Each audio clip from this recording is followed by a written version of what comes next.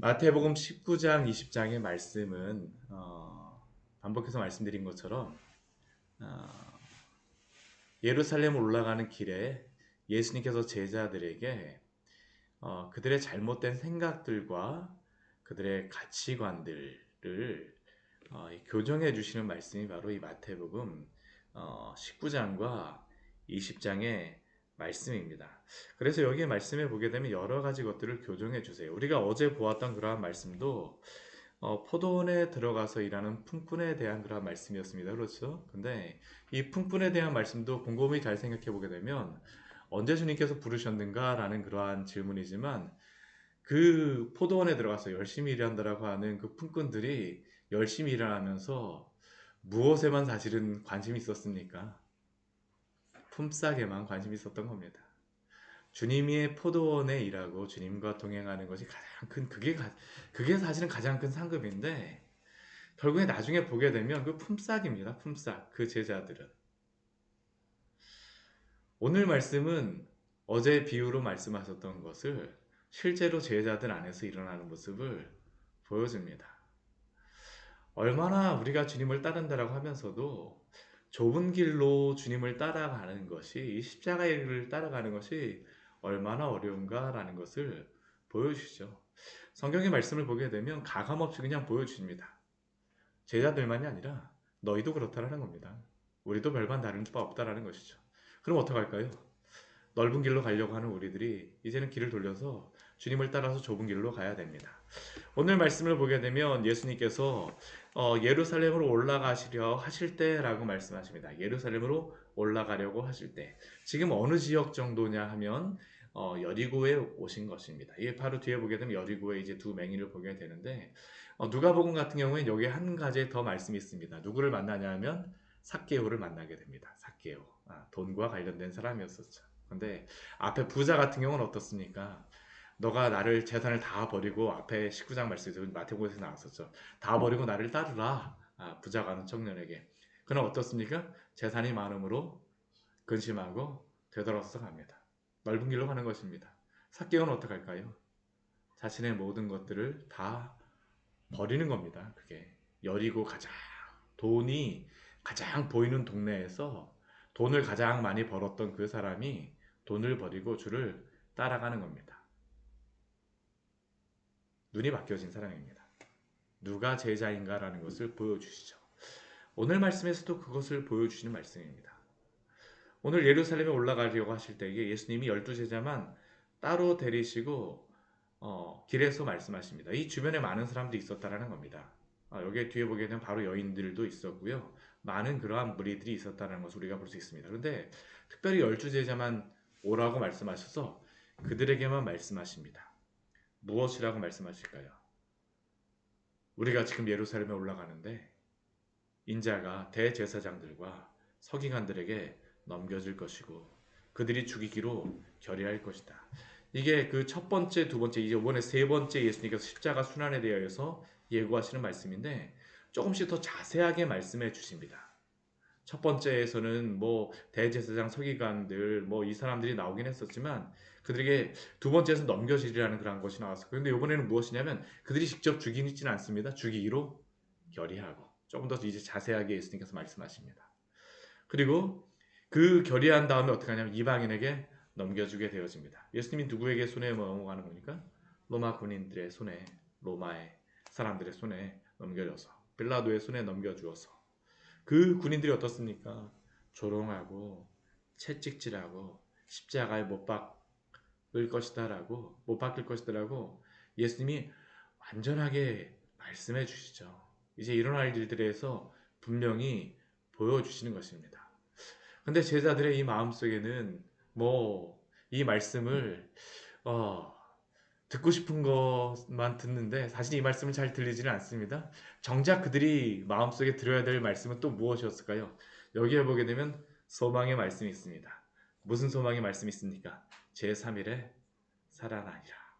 죽으시고 부활하신 우리 주님에 대하여서 알려주셨는데 제자들은 여기에 대해서는 잘 들리질 않습니다.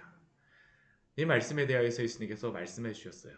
그렇게 되면 이제 12제자들이만 따로 말씀해 주셨으니까 제자들이 어떻게 될까요? 여기에 대해서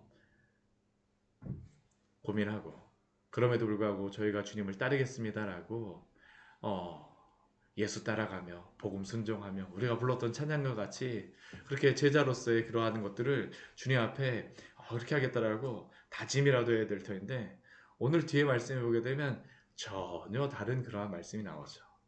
어떤 말씀이 나옵니까? 치맛바람이 일어납니다. 예수님 뒤에서. 세베대의 아들 어머니 살로메입니다. 살로메. 그 아들들은 누구냐 하면 세베대의 아들이었던 야고보와 요한입니다. 그 어머니가 그 아들들을 데리고 옵니다. 12제자만 이렇게 딱 했었는데 제자들이 딱 빠지니까 엄마가 쭉 오면서 이제 미리 말을 해놨었겠죠. 미리 말을 해놓은 겁니다. 내가 오라 그러면 너희들 따라와. 마가복음 말씀에 오게 되면 제자들이 2명의 제자들이 와서 예수님께 말합니다. 제자들도 여기에 대해서 충분히 동의했다라는 겁니다. 어머니가 치맛바람하면서 먼저 이렇게 우리를 다치게 된다면 뽐뿌진 한다라고 이야기도 하고 이렇게 마음을 했겠죠. 너희들 내가 와서 이야기하게 되면 너희들 잘 해야지 돼. 예수님께 와서 절합니다. 그러자 예수님이 그들에게 무엇이라고 질문하십니까? 무엇을 원하느냐라고 질문하시죠. 무엇을 원하느냐. 20절 말씀에도 보면 무엇을 구하니. 이들이 구하는 것이 무엇입니다. 무엇. 그런데 이 무엇이라는 게 주를 위하여서 제자로서 복음 순종하며 살아가겠습니다라고 하는 다짐함일까요? 아닙니다. 품삯 가운데 한 가지를 구하는 것이죠. 세상의 품삯. 주님을 따르는 제자라고 하는 그러한 사람들도 주님 보이지 않고 품삯만 구합니다. 앞에서 예수님께서 무엇을 말씀하셨습니까? 마지막 3번째 십자가 순환에 대해서 경고하시며 어떻게 예수님이 순환을 받으실지 그리고 부활하실지에 대해서 다 이제 보여주시고 말씀하셨음에도 불구하고 제자들에게는 그 소리가 들리지 않습니다. 어머니의 그 말만 들리죠. 내가 하는 대로 따라해. 나 따라와. 다 알고 있지? 우리 잘하자. 무엇을 원하느냐? 예수님 모르셨을까요? 다 하셨습니다. 다 아세요. 그럼에도 불구하고 그들의 소리를 듣습니다. 저희 2 아들 주의 나라에서 하나는 주의 우편에 하나는 주의 좌편에 앉게 하소서. 이 주의 나라가 무엇인지는 정확하게 나오진 않습니다. 주님의 나라 진짜 저 하늘 나라를 이야기하는 건지 아니면 예루살렘에 올라가서 예수님께서 이루실 나라를 이야기하는 건지 이들이 생각하기엔 사실은 무엇에 더 가까웠을까요? 예루살렘에 올라가고 로마 정복하시고 당신께서 왕으로서 앉으십시오. 빌라도 쫓아내시고요. 로마까지 한번 진군해보자. 한번 이 세상 전체를 한번 다 다스려 봅시다. 그때 예수님 저를 우편에 앉게 해주시고 또 하나는 좌편에 앉게 해주십시오. 우리 마가복음 말씀에 직접 자신들이 그곳에 앉게 해달라고 요청을 합니다.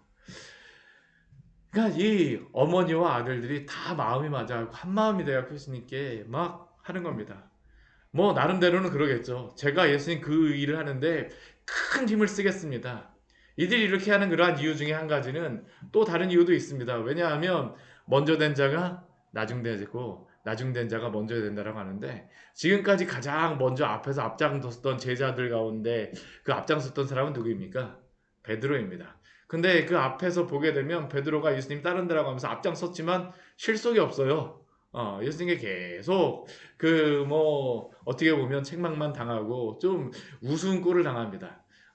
이런 예수님이 먼저 된 자가 나중되고 나중된 자가 먼저 된다고 2번씩이나 말씀하셨는데 이번이 기회다. 하나는 주의 좌편에 하나는 주의 우편에 앉게 하소서. 근데 예수님께서 그들에게 하시는 말씀이 무엇입니까? 너희가 구하는 것을 알지 못한다. 보지 못한다라는 겁니다. 듣지 못한다라는 겁니다. 너희가 그렇게 나를 따라하겠다라고 하는데 내가 마시려는 잔을 너희가 마시겠느냐? 예수님이 마실 잔은 무엇일까요?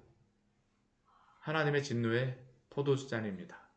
이 세상 모든 죄를 짊어지고 가시는 예수님. 하나님의 어린 양으로 이 땅에 오셔서 예루살렘에 올라가시는 그 예수님. 하나님께서 이 죄에 대하여서 진노하셨습니다. 하나님의 진노에 대하여서 예수님은 그 모든 죄의 잔을 마시기 위하여서 올라가십니다. 이들에게도 질문하십니다. 너희가 그 잔을 마실 수 있느냐? 이들은 아무것도 모릅니다. 듣기는 했지만 사실은 아무것도 모르죠. 듣는다라 해서 아는 것은 아닙니다. 교회에서도 그렇죠. 우리가 아무리 말씀을 듣는다라 해갖고 주의 말씀을 아는 것은 아니지 않습니까? 우리가 주의 말씀을 그렇게 많이 들었어도 우리도 잘 주의 말씀대로 따라가지 못하고 순종하지 못한다는 것은 알지 못한다라는 것이죠. 그러나 그들은 자신 있게 얘기합니다. 할 수 있습니다. 할 수 있습니다. 과연 너희가 내 잔을 마실 것이다. 야고보가 가장 먼저 순교를 당하죠. 요한은 순교를 당하지는 않습니다.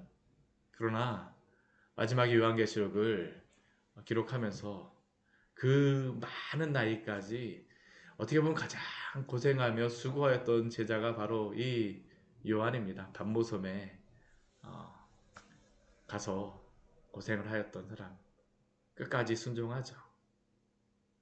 그러나 예수님께서는 그들에게 말씀하시면 내 좌우편에 앉는 것은 내가 주는 것이 아니라 아버지께서 주는 것이다. 예수님은 끝까지 겸손하십니다.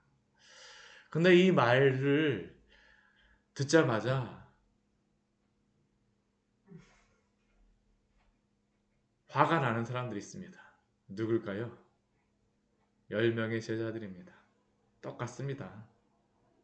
2명이 먼저 와서 이야기하나 뒤에서 화를 내나. 이 사람들은 어떻게 할까요? 원망과 시기가 가득한 것이죠. 우리가 앞에 포도원에 그러한 들어간 사람들로 하게 되면 내가 먼저 들어왔는데 내가 더 많이 했는데 내가 뭐 했는데 아니 이 녀석들이 새치기를 해? 원망하고 불평하고 시기하는 것이 이 안에 가득합니다. 분이 여기고 있습니다. 예수님이 그들에게 말씀하십니다. 세상에서의 그러한 왕과 다스리는 자는 위에 있는 사람이라고 이야기를 합니다. 그러나 교회에선 그렇지 않다라고 말씀하십니다. 주님의 나라에선 그렇지 않다라고 말씀하세요. 가장 큰 자가 누구입니까? 26절 말씀 보게 되면 섬기는 자라고 말씀하시죠. 으뜸은 누구입니까? 종이라고 말씀하십니다. 이것은 예수님께서 그냥 하시는 말씀이 아닙니다.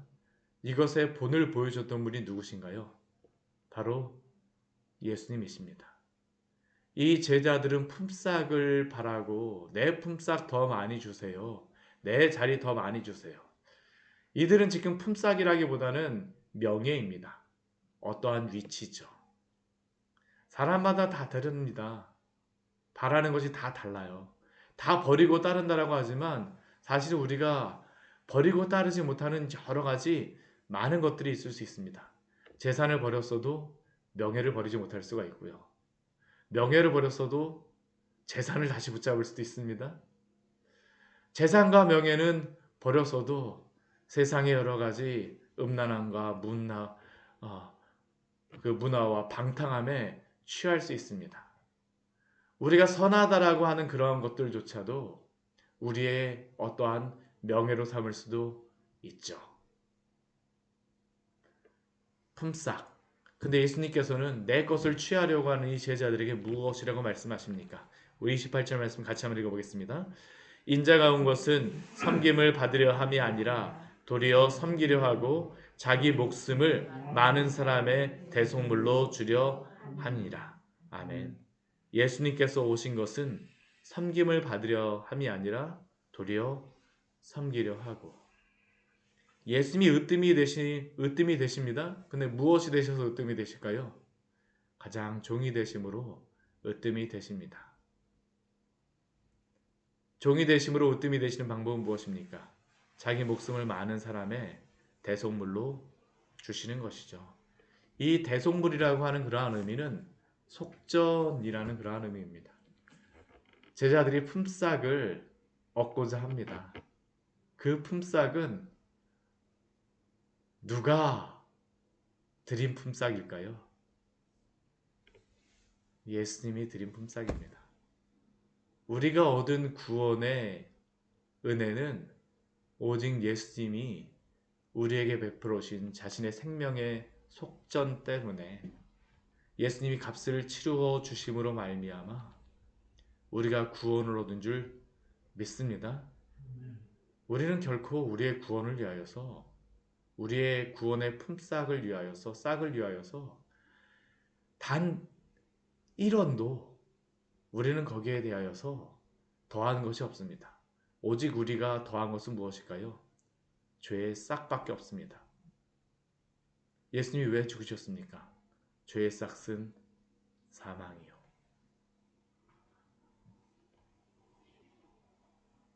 우리가 싹으로 받으려고 했던 것은 사망이었죠. 그 사망을 누가 받으셨습니까? 예수님이 받으셨습니다. 예수님이 바로 생명의 속전, 대속물이 되심으로 말미암아 우리가 영원한 생명을 얻게 되었습니다. 그럼에도 불구하고 제자들을 포함하여서 우리들은 여전히 어떻습니까? 이 세상의 싹을 구하고자 하지 않습니까? 무엇을 원하느냐라고 예수님께서 질문하세요. 이 일 후에 바로 대비되는 그러한 사건이 한 가지가 나오게 됩니다. 제자들은 이렇게 됩니다. 근데 바로 2명의 사람들이 나오게 되죠. 여리고에서 일어났던 일입니다. 누가복음에서는 여기에 삭개오도 나오지만 마태복음에서는 여기에 2맹인만 나오고 있습니다. 2맹인이 길가에 앉았다가 예수님이 지나가신다는 소리를 듣게 되었습니다. 사람들이 웅성웅성합니다. 그들은 눈이 보이지 않습니다. 예수님이 온다라는 소리를 들으니까 그들이 무엇을 할까요? 냅다 소리만 지릅니다. 주여 우리를 불쌍히 여기소서 다윗의 자손이여. 사람들이 꾸짖습니다. 조용히 해! 예수님이 지나가신다니까 조용히 해! 어린아이들에 대하여서도 꾸짖었었는데 2맹인에 대하여서도 꾸짖습니다. 조용히 해! 너희가 뭘 한다고? 근데 그 맹인들이 어떻습니까? 더욱 소리를 지릅니다. 주여 우리를 불쌍히 여기소서 다윗의 자손이여. 우리 마태복음의 말씀을 보게 되면 시작 자체가 다윗의 자손으로 시작하고 있습니다. 예수님께서는 자신이 다윗의 자손으로 불리기를 원하십니다. 왜 그럴까요? 육체적인 다윗의 자손이 아닙니다. 다윗의 자손으로 오신다는 것은 약속대로 오신 예수 그리스도라는 것을 의미하죠. 참된 왕이시라는 겁니다.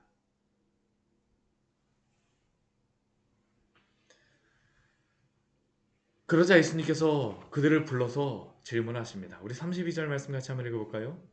예수께서 머물러 서서 그들을 불러 이르시되 너희에게 무엇을 하여 주기를 원하느냐. 아멘.